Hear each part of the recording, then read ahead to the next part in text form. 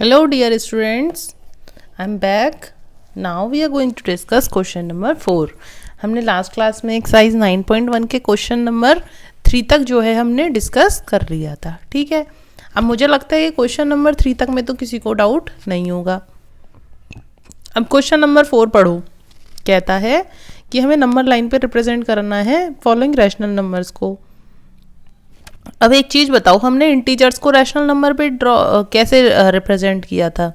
जैसे सपोज ये एक नंबर लाइन होती थी, बना दी. इसमें कहीं जीरो होता था, बना दिया. और जीरो के राइट साइड कौन सी साइड होती थी? पॉजिटिव. और जीरो के लेफ्ट साइड हम क्या मानते थे? नेगेटिव. तो हम सबसे पहले देखेंगे हमें पॉजिटिव नंबर को रिप्रेजेंट करना है या नेगेटिव को. तो हमें किसको करना है? 3/4 यानी कि पॉजिटिव को. अब हम इसको 1 2 ऐसे दे देते हैं. हमें ये तो पता है 1 2 किधर जाएंगे, ये हो गया. और इसको दे देते हैं a, यानी कि a इज इक्वल्स टू 3/4.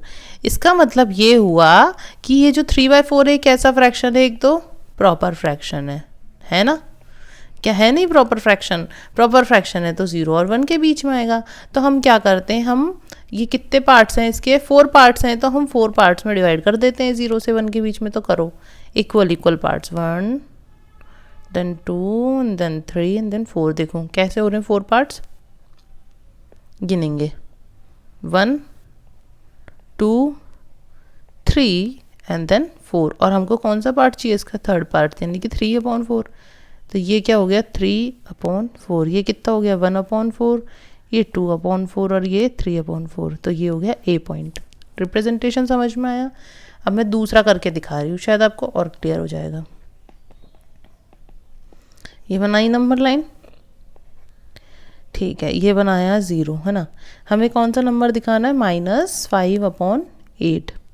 एक तरह से ये भी देखा जाएगा, तुम माइनस साइन को इग्नोर करो तो न्यूमरेटर छोटा है डिनोमिनेटर से, तो ये भी एक तरह से 0 और -1 के बीच में लाई करेगा. तो हमें कितने पार्ट्स करने हैं अब? 8 पार्ट्स. तो 1 2 3 4 6 7 और 8, यानी कि -1 को हम यहाँ लिख देते हैं. ये -2 हो गया यहाँ, और ये 1 हो गया. अब हमें क्या रिप्रेजेंट करना है? -5/8. अब गिनना शुरू करते हैं. देखो दूसरा पेन लेते हैं, ये वाला. 1 part, 2 part, 3 part, 4 part and then 5 part. और हमें कौन सा पार्ट चाहिए था? यही वाला. ये तो हो गया ये कितना हो गया? 6, ये 7 और ये -8/8. और -8/8 कितना हो जाता है? 1/8. तो हमारा नंबर क्या हो गया? ये रहा. क्लियर है यहाँ तक की बात? अब तीसरा क्वेश्चन देखते हैं, इसका और अच्छे से समझ में आएगा. -7/4. न्यूमरेटर बड़ा है, साइन भूल जाओ तो. अब क्या करें, इसका मिक्स फ्रैक्शन कर लेते हैं. कैसे करते हैं? 4 1 जा 4 3. तो कितना बन जाएगा? 4 नहीं, इसको लेते हैं ना सबसे पहले. 3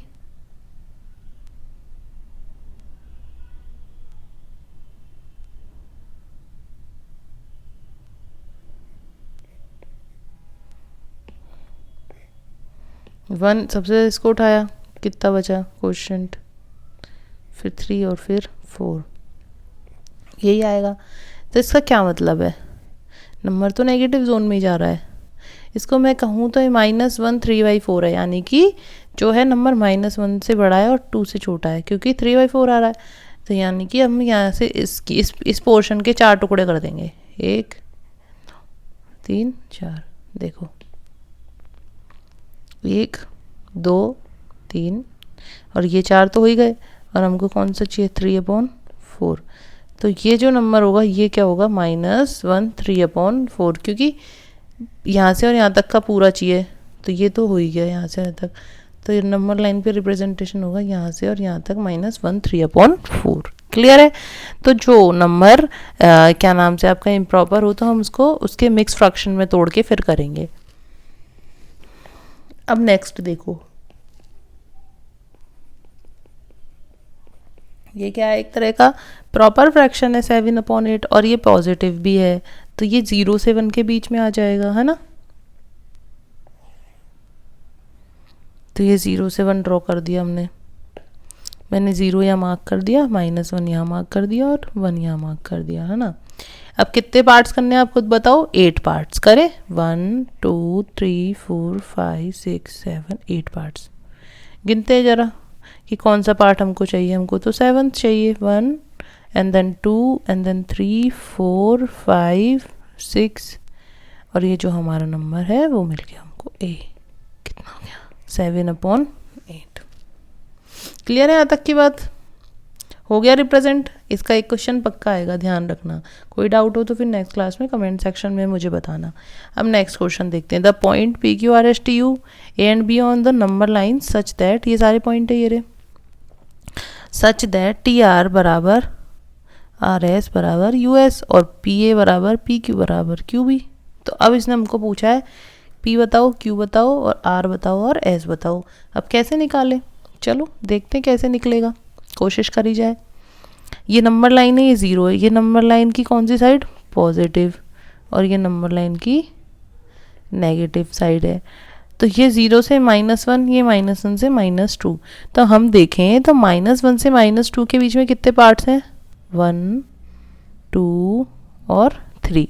तो टोटल कितने पार्ट्स हैं, 3। अब हमको क्या चाहिए, हमको चाहिए पॉइंट R। तो ये कितना पार्ट है, 1 पार्ट, और टोटल पार्ट्स कितने, 3।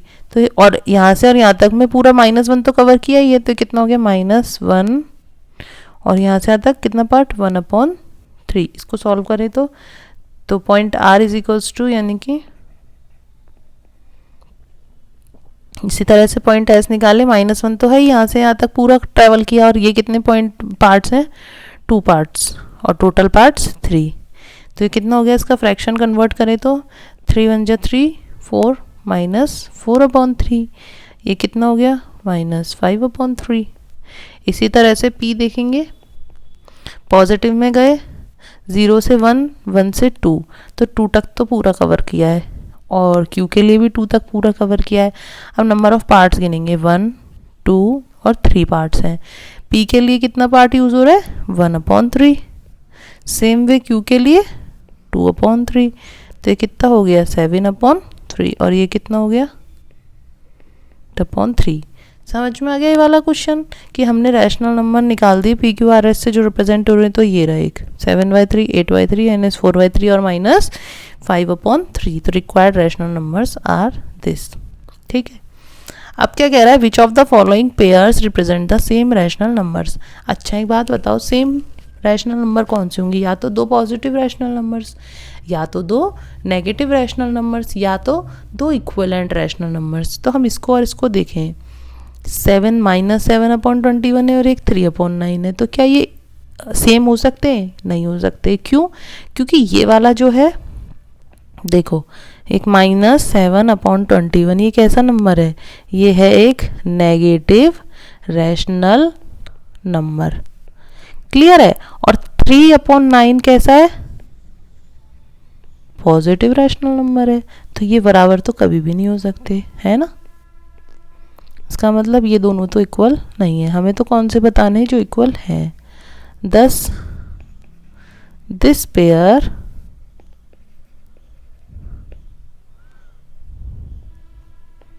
is not equal। ठीक है, दूसरा देखते हैं। ये नेगेटिव पॉसिबिलिटी बनती है कि ये हो सकते हैं, तो ज़रा चेक करेंगे। तो पहला नंबर क्या है, -16/20, और दूसरा नंबर क्या है, -20/-25, है ना।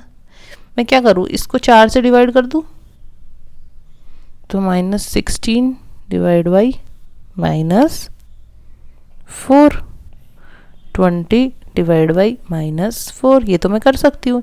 इसी तरह से मैंने क्या करा, 20 डिवाइड बाई 4 किया, नहीं, अब मैंने इसमें करा 5 से डिवाइड, इसमें भी 5 से डिवाइड कर दिया। अब देखो -16 में -4 से डिवाइड कर देंगे तो 4 आ जाएगा, और ये कितना आ जाएगा, -5।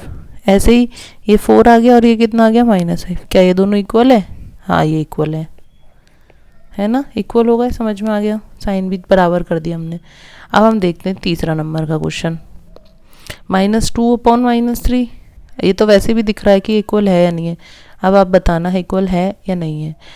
अब ये बताओ कि दोनों पॉजिटिव इंटीजर है या नेगेटिव। जब मैंने सिखाया था कि जब न्यूमरेटर और डिनोमिनेटर का साइन सेम होता है तो वो हमेशा पॉजिटिव इंटीजर होता है। तो ये क्या हो गया, ये भी 2/3 हो गया और ये भी 2/3, तो ये कैसे हो गए, सेम। क्लियर है। फोर्थ वाला देखते हैं, कहता है -3/5 -12/20,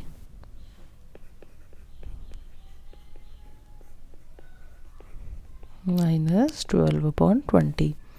ठीक है, ये -3/5 है, अपनी स्टैंडर्ड फॉर्म में है, तो हम इसको और सॉल्व नहीं कर सकते, लेकिन इसको तो मैं कर सकती हूँ। इसमें मैंने क्या करा, 4 से डिवाइड लगा दिया, है ना। तो ये क्या हो गया, -3/5 एंड -3/5, तो क्या सेम है, बिल्कुल सेम है ना। अब पांचवा देखते हैं, क्या कह रहा है, 8/-5 और -24/15, 24 माइनस का वो भी /15। ठीक है, अब करें इसको, तो ये तो अपनी सिंपलेस्ट फॉर्म में ही है, इसमें कुछ कर सकते हैं। क्या करें, तो -24 डिवाइड बाई कर दें कितना, 3, वो भी ठीक है, और 15 डिवाइड बाई 3, तो ये एज इट इज़ रहा, और ये देखो बन गए सेम। तो आंसर क्या आया, सेम। यानी कि अभी तक तो हमारे सारे फ्रैक्शन सेम आ रहे हैं, पहला ही सिर्फ सेम नहीं है। ये वाला देखो 1/3 और -1/9, ये सेम हो सकते हैं, नहीं। क्यों, क्योंकि ये पॉजिटिव है और ये कैसा है, ये नेगेटिव है, तो ये सेम नहीं हो सकते।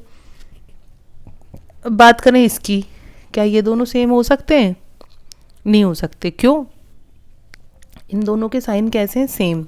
तो मैंने कहा था जिनमें न्यूमरेटर और डिनोमिनेटर के साइन सेम होते हैं वो रैशनल नंबर कैसा होता है, नेचर में पॉजिटिव, और ये रैशनल नंबर नेचर में कैसा है, नेगेटिव। तो ये पॉजिटिव, ये नेगेटिव, तो ये सेम तो वैसे ही नहीं हो सकते। समझ में आ गया वाला क्वेश्चन। तो हमने क्वेश्चन नंबर 6 तक डिस्कस कर लिया। अब नेक्स्ट क्लास में 7th, 8th और 9th क्वेश्चन डिस्कस करेंगे। ठीक है।